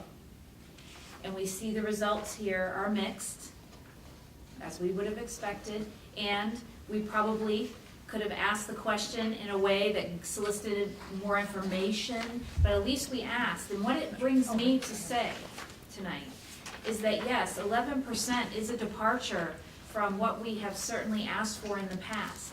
The departure is because we're being told by the state valuation figures and the way the funding formula works, your communities have a different ability to pay than they've had in the past. And if that is the case, it is, in my opinion, an obligation of ours to ask the community, do you want to use the funding to pay for the aspects that we need in education? And when I say need, I mean that. I believe we're bringing you a budget right now that is really reflective about what have we literally utilized, found that is required, what are the pressures on the budget now to help us increase achievement and address the issues where we may have seen that we could be doing better. You've been talking about social work tonight, that's one of those areas. I think when I see that 106 voters said it's too low, and 293 said it's just right. When you put those two groups together, that's a number I want us to pay attention to, because the 237 who have told us it's too high, we've heard that message and we need to heed it, but I think that's what we have done, year after year after year. although I would argue that those that are in the acceptable category, if we look at the results by town, I think what we learned in June or July is that we balanced it so well that we had folks that were wavering slightly for too high or too low and voted up or down, for different reasons, we know that. We So do need to pay attention to we- page 2. I don't think we can assume that the acceptable are married to the too low or that they're married to the too high. I think the acceptable are satisfied that we're doing our job, and it's the too high or the too low that are the outliers that are really saying we're not meeting those obligations on one extreme or the other. So I'd like to see the middle number go higher and see the fringes go down to show that we're really communicating what we're doing well. And I don't think it's a case of a swing issue. I think that shows that there's an overwhelming amount that think we're doing our job. That's the way I see it. That doesn't get a budget to pass, so unfortunately, all we need is to add two of those together, and it doesn't work, and we're back here in July. He's got one arm longer than the other. Yeah, right, it's just over-designed, it's not your fault. Did they break that down by town? Did they have it broken down? We have that, but we should look at that. That's a very Because, good you know, I looked question. at- With the votes by town, it's quite different. Yeah, it's too high for sure in Winterport. Yeah. Yeah. I would bet. Didn't Winterport have a higher percentage at that time? I can't remember. I don't know, the closest margin was actually for supported budget was in Hampden. No, I meant For- they for had the- a higher The ballot. increase. Yes. I think that's a direct proportion. Yeah. Yeah, I mean, Newburgh was almost 2 to 1 supporting the final. And remember, this year, of Winterport. course, evaluation, Frankfurt was overwhelming, and, but Hampden was a close margin, they were within, So I understand what you were saying, Regan, and I don't know if you finished what your thought was, but I know where you were going, and I hear you and I get it, and I agree. I take it with the special ed, there's really nothing to cut not there. I mean, these are pretty much mandated services, aren't they? Pretty much, so. Could you hear that, Lynn? Yes. No? Special is pretty much a given, you have very little leeway to make any concessions. That's Yeah, correct. that's true. It's pretty much prescribed in IEPs, federal mandates, state mandates, absolutely.